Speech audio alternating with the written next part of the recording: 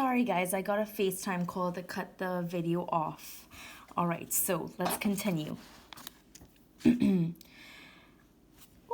Switch my pen. All right, so we left off right here. It says that it, meaning the object, has to orbit the sun directly.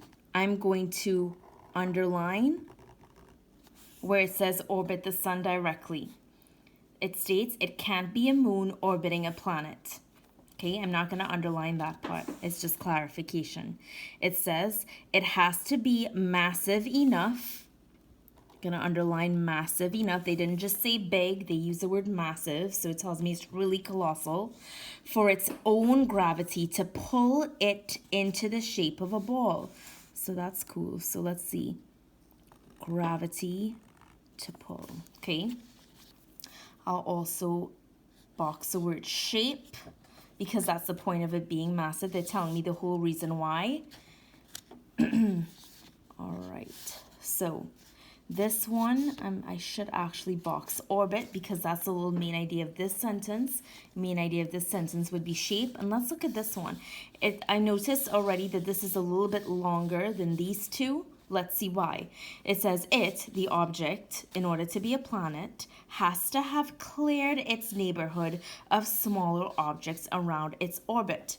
So I see some figurative language here. It has to have cleared its neighborhood. Let's read on to see what that means. In other words, during its trips around the sun, a planet must, again, criteria, what it has to do, it must draw smaller objects into itself. And remember, the word draw in this text, or as used in this text, doesn't mean like when we draw or sketch or depict something. It means when we pull something in, like when we're drawing in a net of fish. All right, let's see.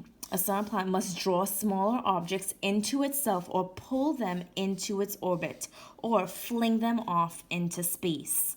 Okay, fantastic. So it's kind of like the planet has to be big enough to hold as much gravitational force to pull in other objects or to fling them off into space. So that tells me a little bit about the power that it has to have. All right, let's see. I'm going to just make this one pull or fling. All right. All right. This one was shape and this one was orbit. Alrighty. Pluto does not meet the third condition. It hasn't cleared its neighborhood the way planets have. It moves within a field of rock and ice objects that it cannot clear away. That's why most astronomers now call Pluto a dwarf planet. All right, cool. So this is just the same main idea as this one. All right. The fact that it says does not meet the third condition, it makes me wonder about why they did not go along with these two, why they didn't address these two. So let me just visit this because I don't want this to end up being a trick question. Orbit the sun directly, massive enough. We know it's not massive. Does it orbit the sun directly? Can't be a moon orbiting a planet. So we didn't get information about that. All right. Not all astronomers accept the change to Pluto's status. Like me. Among other reasons, they feel that clearing the neighborhood isn't a well-defined concept. Oh, so they're still going on and on about this main idea. This seems that it's a main idea by itself, what was mentioned right here, because for the next two paragraphs, the author talks even more about it. Whereas with these two, they just mentioned, I see. So they just mentioned these two criteria, whereas this one, he's really trying to make it clear and make a point. Among other reasons, they feel that clearing the neighborhood isn't a well-defined concept or idea, but most astronomers and museums and textbooks and teachers, okay, so purposeful repetition right here, feel the new definition is clear enough to be useful. So that's just fluff. I'm not going to underline. It says, so long, Pluto, at least you're still with us as a dwarf planet. Right here, I'm getting a note. I'm able to notice that the tone of the text shows me the author's opinion as well. Okay, Tyrone Nielsen. Tyrone seems to feel this way as well. He's making it clear that Pluto should not be classified as a planet. I'm gonna write that down. Should not. Those kinds of questions always come up on FSA. All right. I'm going to give us a little quick review of these. All right. This question has two parts, part A, part B. We always know that part B is evidence to support an idea that we're asked about in part A. It asks, and we're going to code this one together. As I read, I'm going to pause for a few seconds, and you are going to code. It states, what is the main, or asks rather, what is the main idea of the science article by Tyrone Nielsen? Go ahead and code it. Okay, you should have coded main idea. And that's about it because we know we only have one text that we're working with. A group of astronomers decided that Pluto is a dwarf planet. Okay. I'm gonna underline dwarf planet and astronomers. So who did what? B, Pluto is large enough to be a moon, but too small to be a planet. Large enough, too small. I'm gonna box where it says moon. I'm gonna box where it says planet. Right? Right away, that sounds kind of weird to me. Many astronomers are pleased that Pluto is not a planet anymore. Go ahead and code that up. This word please gives me a tone mood feeling. Astronomers are happy about it. I know at the end of the text it said just only a little bit about how astronomers and teachers and scientists felt that way, but I don't know if that would be a main idea. It's just mentioned in parentheses at the end. Many astronomers are pleased that Pluto is not a planet anymore. Some astronomers still believe Pluto should be called a planet. Some astronomers still believe Pluto should be called a planet. Kind of the opposite of what we read. So right away, you should be able, and I'm doing this one with you, you should be able to tell which ones are definitely wrong. And a lot of these questions have like a really obviously wrong one. Which ones would you say are obviously wrong? Think to yourself and code it up with your X's and your maybe swirls.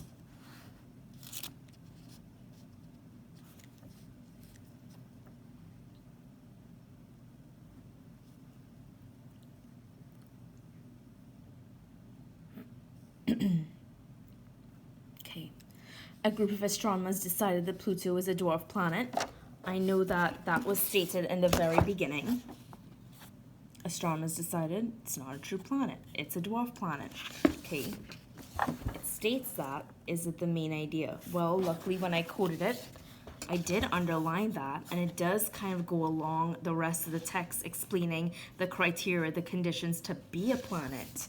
So I'm leaning towards A so far. Let's choose between A and B.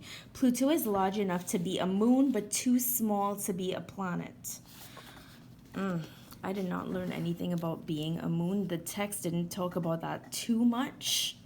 So I wouldn't say, maybe it was a detail that I may have missed, but I wouldn't say it's a main idea. To me, that one was obviously wrong. C, many astronomers are pleased that Pluto is not a planet anymore.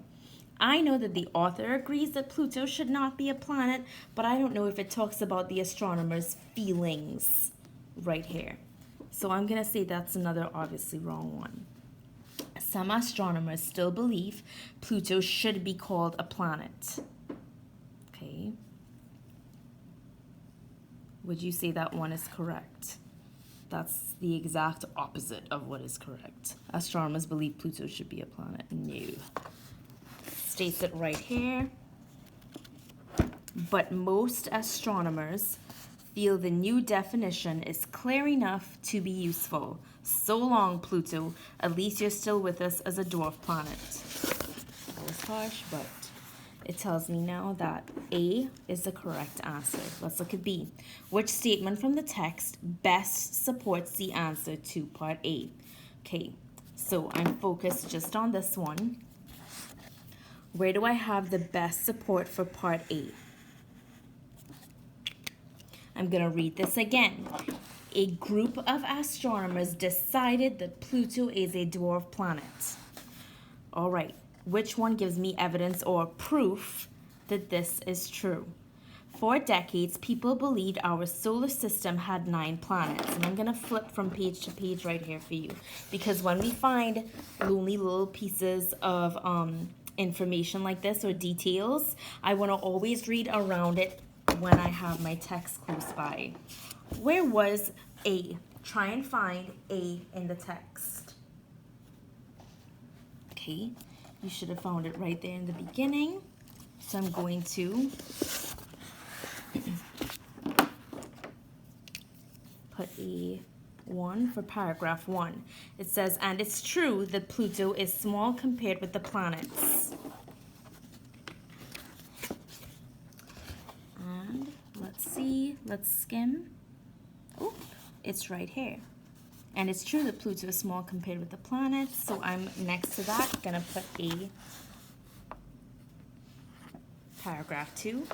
Go ahead and take a moment to find C and D in your text.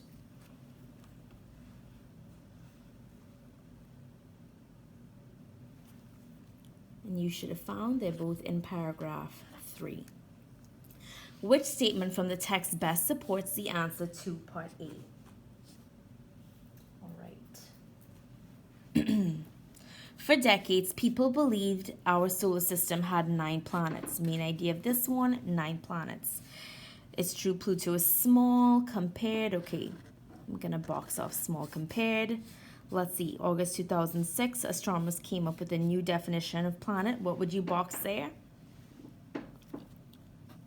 New definition. It has to be massive enough for its own gravity to pull it into the shape of a ball. What should I box there? If you said massive enough and own gravity. All right, so going back to A, and this is something that you will always do. We're doing it out loud right now, so it's going to be slower out loud. But in your head, when you're taking a test or answering these text-based questions, it should go a little bit faster, and you should always keep on rereading your answer from part A. A group of astronomers decided that Pluto is a dwarf planet.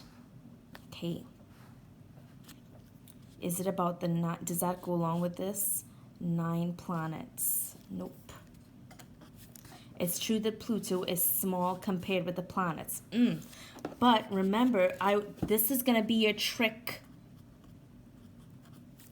answer choice. It talks about dwarf planet up here, and it says right here, small.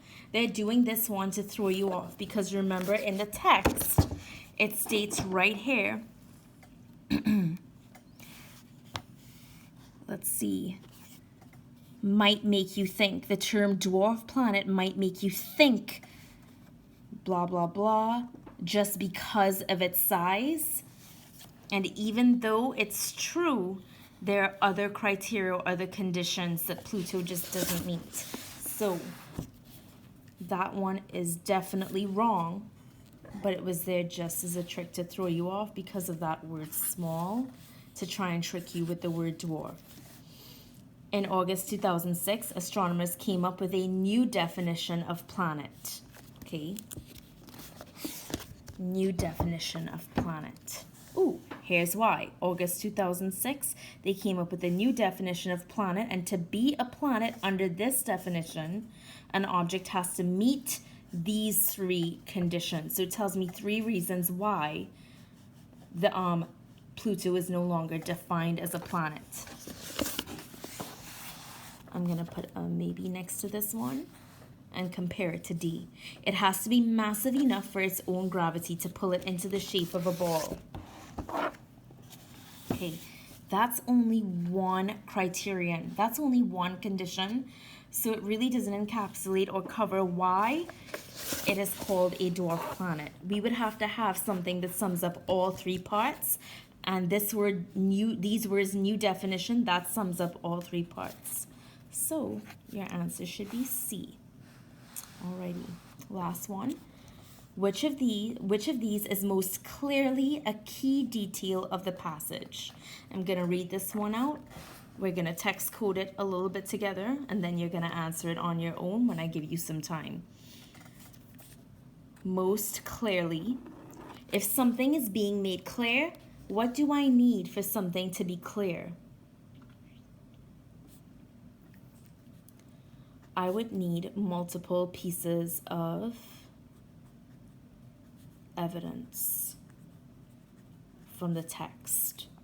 So lots of supporting details. Okay, which of these is most clearly a key detail of the passage?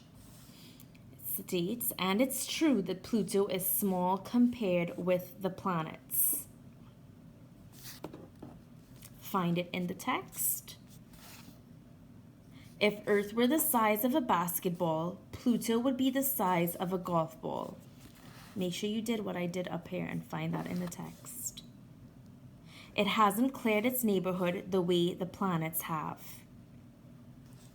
Not all astronomers accept the change to Pluto's status. Okay, I'm gonna give you a moment so that you can write down what paragraphs these are in and to code up the questions.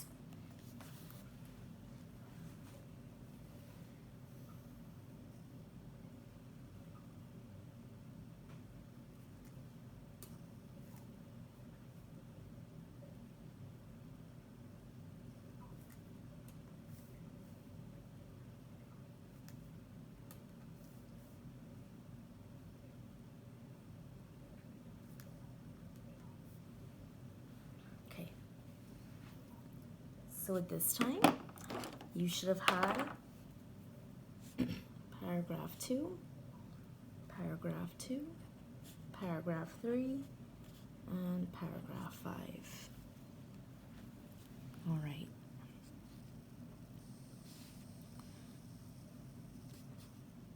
And it's true that Pluto is small compared with the planets. If Earth were the size of a basketball, Pluto would be the size of a golf ball. Again, this is talking about the size.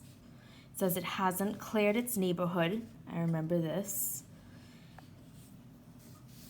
The way the planets have. And D, not all astronomers accept the change to Pluto's status. Okay. So where do we have, for which one, A, B, C, or D, do we have the most evidence? Let's look at A. Pluto is small compared with the planets.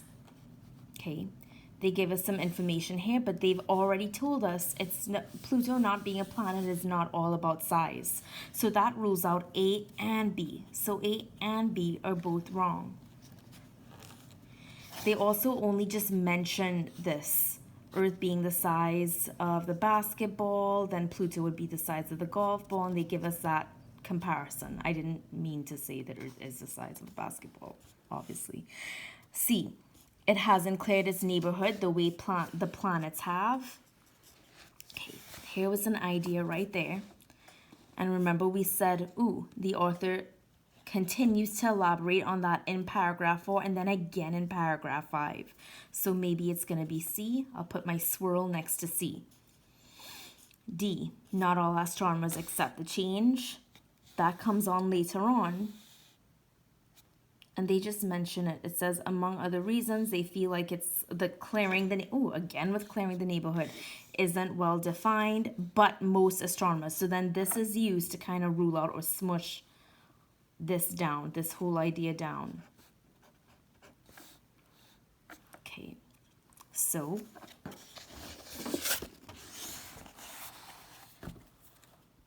you should have gotten C. Alrighty, thank you for doing that with me.